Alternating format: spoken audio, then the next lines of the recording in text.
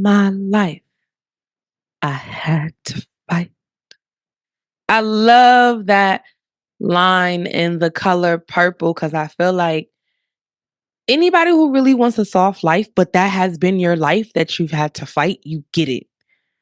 You get it. And that's what we're going to be talking about and exploring during the Power Portal today. Because when I think about the soft life and being in my soft life era, I've really been grappling with what that means when I want to pop off and also have a soft life era. I mean, I want that, right? This soft life in reference to comfort and relaxation with minimal challenges, minimal stress, minimal drama, right? Oftentimes associated with wealth and luxury, but truly it's being unburdened, right? It's being unbothered. It's the relaxation of your nervous system. Now, maybe that does mean that you on vacation somewhere or things like that, but it doesn't always have to land there. And I've been struggling with that. And if you're listening, you may or may not have been struggling with that concept too. What does that mean to lean into this soft life? And I think one thing that has been coming up for me is I've been thinking very deep about divine masculine energy and divine feminine energy. And when I think about soft life, a soft life, I think about that being in your divine feminine, which we all have, regardless of your gender. We have our divine feminine, we have our divine masculine, right? These are energies. And oftentimes, like if your life has been rooted on surviving and forced independence, this concept of a soft life sounds like a fairy tale. It's like, how I get there? How do I get there when I want to pop off? How do I get there? And full transparency, I thought I was closer to a soft life than I really am. And what do I mean by that? Because you can do all of the healing and therapy. Shout out to all the therapists that I've had and still have. You can do the healing and you can do the therapy and you can do the shadow work and you can do the inner child, healing work. I mean, there's so much work to be done. The intergenerational trauma healing work. I mean, there's so much to be done, right? But when the fucking shit hits the fan and you still want to pop off, that's when you realize the soft life isn't as easy to attain, right? What does trust look like? What does receiving support look like? What does safety and security look like? Because I feel like you need trust, you need support, you need safety and security in order for you to experience softness, right? I have to be able to know that if I fall hard, I still can live this unstressed out type of life. So that's hard.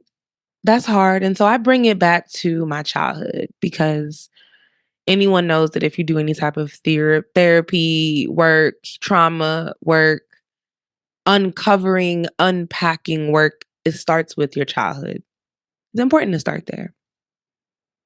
And so I think about where I'm from.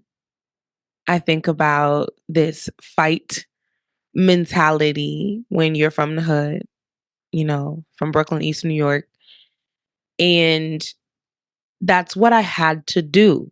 Like I literally, and I shared in, previous episodes and things like that around being bothered by the neighborhood people, due to me being Haitian. But this piece as well around that built up my defenses. I know that fighting was what I had to do. And so here I was being in an environment where I'm sexually harassed on the daily.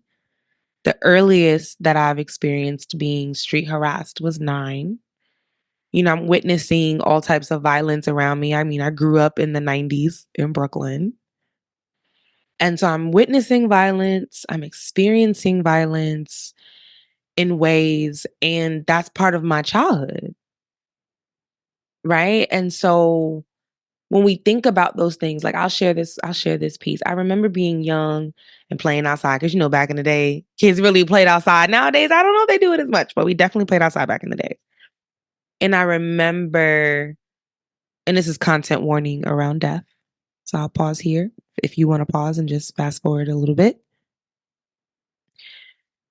But I remember playing outside, and then I remember one day not being able to play outside, and it was very sudden. And I was like, "What you mean?" I'm like, ready to go, and it was just like, "Well, something happened last night on the street, on my actual block, and there was a black woman who was murdered on my street."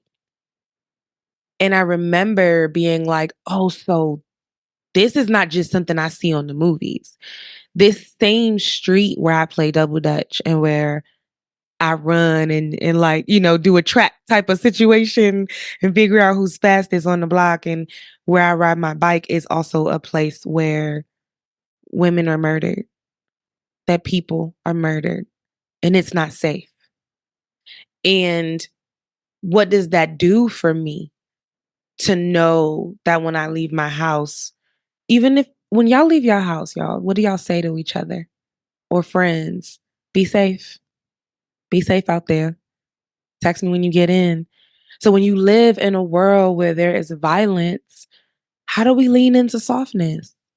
We're living in a world where there is violence on a domestic level, there's violence on an interpersonal, daily, walking out the street level, there's violence on a systemic level. We're at war, and yet there's still this desire to be soft. I want that.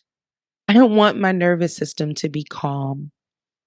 And I'll get to at the end of it where we'll land around the thing that keeps me soft at all times and where I can always 100% of the time rely on that thing. I'll get to that at the end, but I really want to dive deeper into thinking about how you were socialized growing up.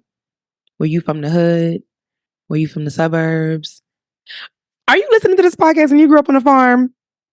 What's up? I mean, that could be a situation. And so, if you think about your environment and how, in some ways, we're products of our environment, what does that mean for this soft life? What does that mean to not be the aggressor? What does that mean to survive? What does that mean to get by? What does that mean to be super hyper independent? And so, when I think about even survival and independence, I think about another aspect of my childhood, which is I grew up poor. So, a lot of the soft life does make space for leisure, a little bit of luxury, you know. I got a little extra money. Let me get a massage, right? I got a little extra money. Let me get an extra appetizer, an extra drink, you know. I got a little extra money. Let me plan this trip. Let me upgrade my ticket. I mean, all the things. That's rooted in capitalism. And when you think about growing up poor, that soft life is hard because you're like, how can I extend my groceries to make food last? How do I have leftovers? Right? Not because the food is good, because it might be, but also like, ooh, that will also help me. That'll help cover my breakfast or my lunch. How do I take this extra money and put it towards my bills? Because we grew up that way. Did y'all grow up that way, y'all? I know I did. I watched my mom put aside things for herself, but her money, her survival was rooted on, I got to pay these bills. Turn the lights off. Turn that light over there. No. We don't want that electric bill to be up. Turn that TV off. And that soft life, which like, I don't think it means that you don't have any stressors, but you're not super burdened by them, right? And so if you grew up in an environment where people were burdened by things like finances, people were living check to check. So then what does that mean when you acquire a check? Are you running to pay your bills and prioritizing that solely? Or do you save a little extra and make sure that you have things for yourself and lean into that soft life and whatever that means? That's hard when you've never seen it modeled. That's hard when you're accustomed to taking care of your needs and putting all of that, like the needs. And so the idea of miscellaneous is just not even a thing. And that'll be a future episode too, to think about moving and shifting our mindset from scarcity to abundance. But that plays a role when you grew up in that type of dynamic, right? I think about also being socialized as an older sister, in a single parent household where the women were not only the nurturers in their own ways and the caregivers in their own ways, but the providers. And what that meant for me was that in this gender role type fashion, I was taught to cook, which, y'all, I was a horrible cook growing up. Shout out to my brother eating all the concoctions, the kitchen concoctions that I brewed up in there. But I tried my best, but I was expected to do that. So I was expected to not only do my homework, but help my brother with his. I was expected to, make dinner or heat up food that my mom had prepared on that Sunday, right? If it's a Monday or Tuesday and there were still leftovers. The expectation was for me to take care. So that not only I had my own stresses, I also had the stress of taking care of another person who was only less than 3 years younger than me. I'm going to school, taking him to school. So that burden, right? This piece of, I'll do it. Because I don't know what it's like. I mean, listen, if y'all are older siblings and y'all are listening to this, think through how being an older sibling has played a role in you being able to lean into a soft life, you being able to lean into receiving support when you've always been the supporter. You've been the supporter, and now you got to lean back. Lean back. Lean back. Hey, shout out to the Bronx. Now you got to lean back and allow for someone to support you. Well, how the hell do you do that?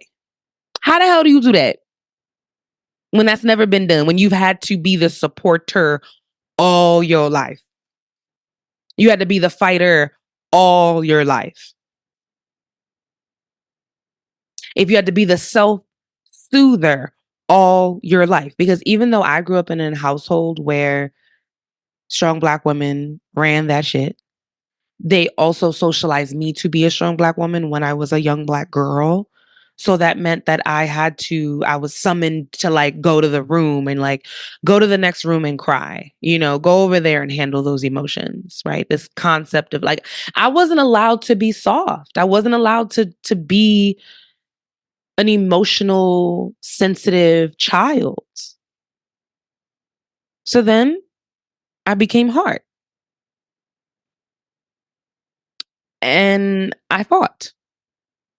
And not every day, like not one of those, I always think through sometimes. I'm like, might have classmates listening to the podcast. Like I definitely fought a few times in my life, but I wasn't a fighter. I mean, there were definitely other things that I think I was most known for, but I did fight in middle school. I fought in high school. I also fought in college.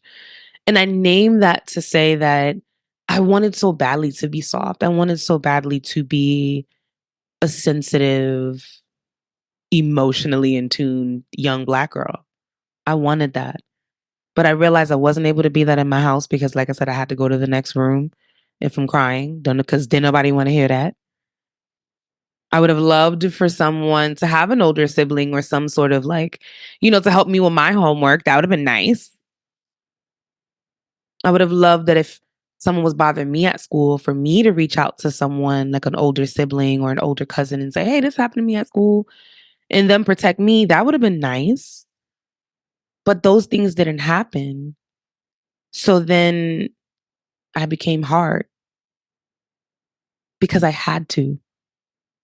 And sometimes I'm getting emotional because it's like, I had a conversation today where this person alluded to me being aggressive in how I was speaking. I was defending something that there was a slur towards the trans community, and rightfully I had fire under that. But I also wasn't aggressive. I was assertive. I was strong in my stance, but I wasn't aggressive. And I named it. I was like, this is a microaggression. This is the microaggression that you are labeling me as essentially combative or aggressive because I am taking a stance. And I keep thinking about how I've been labeled that my whole life when all I've wanted to be was soft, but I didn't have the permission to be soft. It wasn't safe for me to be soft. I think about reconnecting with some friends this weekend from the reality show that I was on, The Circle Atlanta. And I always think about that experience of me being the villain of that show. And I think about how my stances in me speaking in my power,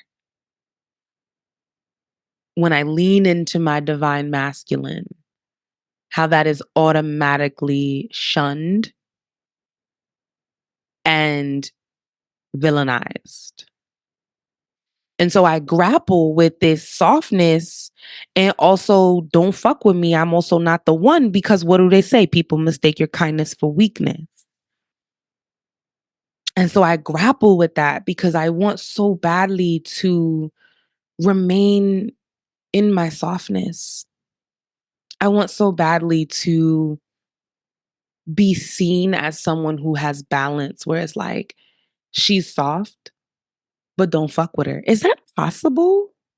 like, I want that. I want both. I don't want to be fucked with because unfortunately we do live in a world where people see soft, they think mushy, they think malleable, they think I can walk all over you. I don't want that, but I do want a calm, regulated nervous system. I do want that. And I think about how even like tone policing, right? The volume of our voice. And I was seeing a reel the other day and it talked about how if someone is accusing you of something and you raise your voice, right? And you essentially are on the defense. But if the volume of your voice is seeing you as the aggressor when all you're doing is defending something that you didn't do, that is invalidating and it is gaslighting. And I think about the amount of times in my life where I have tone policed others because this is internalized, y'all. What I'm talking about is something that I'm not only a person who have been on the receiving end, but I'm pretty sure that I have dished this out as well. And so when I think about the power portal and the work that we have to do is to think about the ways that this has happened to us and to think about the ways we've done it to other people. So that tone policing, right? I'll start with me doing that to other people. If someone's raising their voice or they're speaking in a particular way, it's like, whoa, and it's like an argumentative tone. I automatically would take that and be like, what? And then I sit with that sometimes when it happens to me. I'm able to kind of have it confronted in a particular way. And I sit with that and I think, well, is the volume of this person increasing because they really didn't do it and what you're doing is accusing them? Is the volume of their voice increasing because that's just the way that they speak? Is the volume of their voice increasing because you're cutting them off and they're trying to get their point across? I mean, there's so many different reasons as to why someone's volume will increase.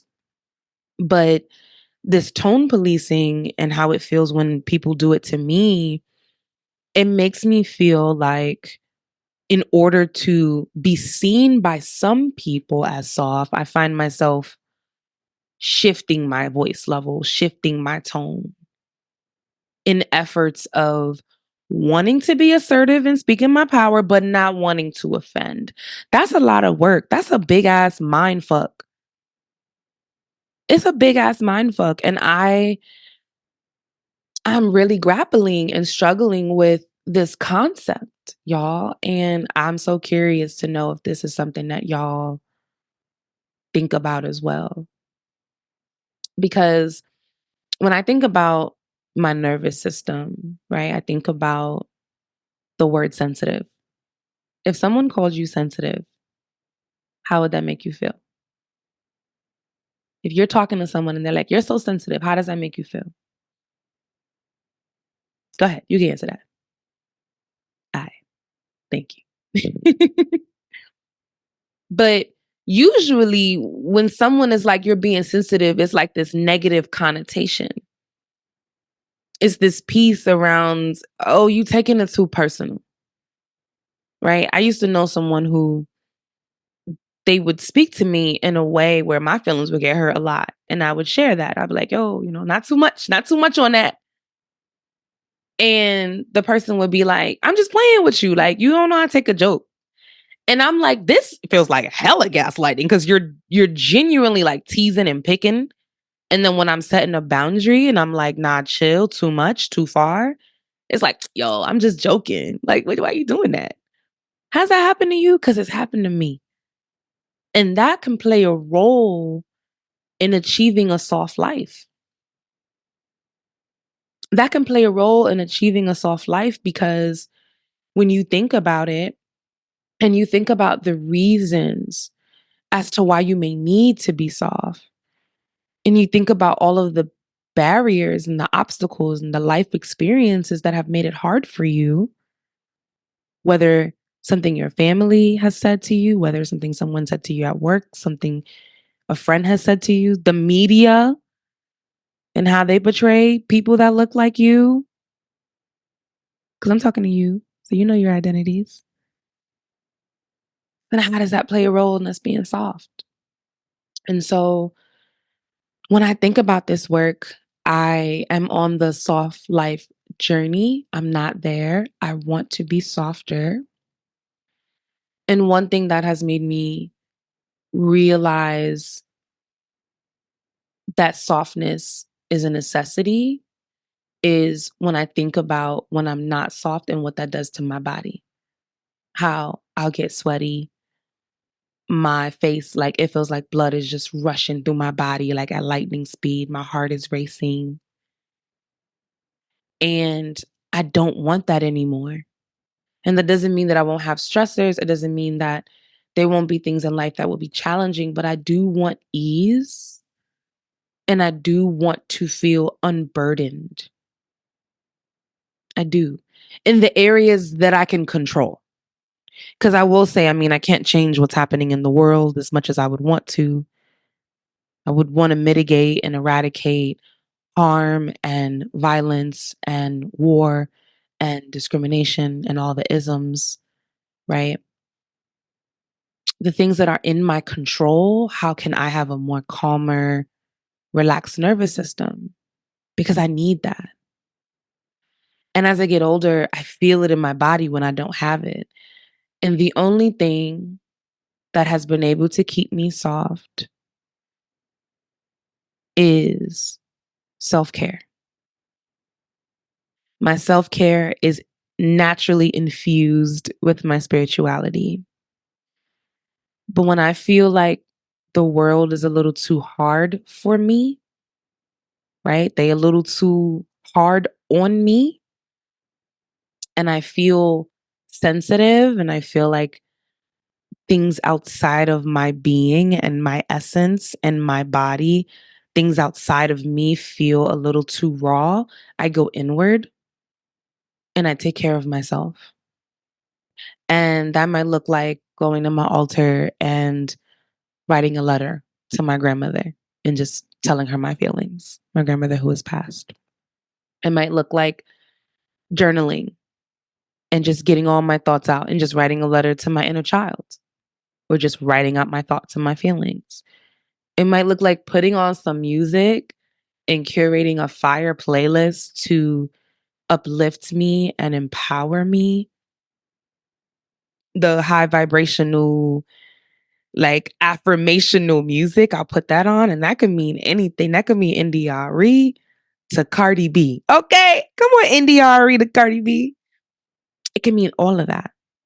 And that bubble that I have learned through trauma how to create for myself is transformative and it is healing because I can't control how I grew up. It already happened. I'm already grown. I'm already grewed up. I can't control what's happening in the world. I can't control how other people respond and react and treat me or to me, but I can control my bubble, my insular happy place that looks different depending on where I'm at. Like another self care thing that I love to do is braid my hair. And I will, braid it, twist it, whatever, and I'll get different colors. I think about for my wedding, while it wasn't like colorful, like blue, red, green, I had different golds and browns and burgundies and even splashes of like blonde and mixed them all. I mixed them all together by hand and braided them. And that is so grounding, keeps me soft, keeps me in my divine feminine. And it's important that we create safety and security within ourselves because I mentioned earlier that that's where the softness is, right? Like you need certain things in order to be there. In order for that soft life to be there, like you need foundational pieces. And it has been so helpful for me. It has been so helpful for me to kind of build this armor of protection around myself that's not meant to block people from coming in, but meant to keep me soft. And if someone activates my softness, cool, it's already there. It's already on. But if they're not able to be sensitive or speak to me in a particular way or treat me in a particular way, it's okay because I got it inside of me. I have the softness inside of me. I have that bubble that I've already curated for me. Because being in a soft era and being in your softness when the world is hard is very tough. Having this innate urge to pop off and fight back when all you really want to do is cry and take a deep breath and maybe be quiet is hard to grapple with. Because I don't believe that kindness should be mistaken for weakness. I don't believe that softness should be, taken as for weakness either. For me and where I land in my power is to create and curate my softness for me, but also pop off if I need to. Thank y'all for listening to the Power Portal.